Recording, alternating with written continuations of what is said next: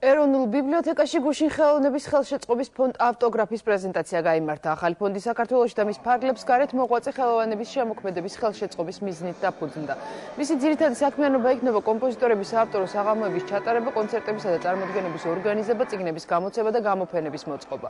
ფონდი პროექტების განხორციელების მიზნით სხვადასხვა ადგილობრივ და საერთაშორისო ორგანიზაციასთან ითანამშრომლებს. პრეზენტაციაზე ზაქარია ფალიაშვილის, მელიტონ ბალანჩივაძისა და სხვა ცნობილი ქართველი კომპოზიტორების უნიკალური ხელნაწერი ნოტების გამოფენაც გაიმართა. სტუმრებმა სპეციალურ ბანერზე სიმბოლურად ავტოგრაფებიც დატოვეს. საქართველოში ეს მოხდეს, ხელოვან ადამიანებს მიეცეთ შესაძლებლობა ჩვენი მეშვეობით, ჩვენი შუამავლობით თუ შეიძლება ასე ითქვას, რომ საკუთარი შემოქმედება ხარისხიანად სრულყოფილად მიიტანონ საზოგადოებამდე და მიეცეთ სტიმული, რომ შექმნან მომავალში ახალი და ახალი ხელოვნების ნიმუშები.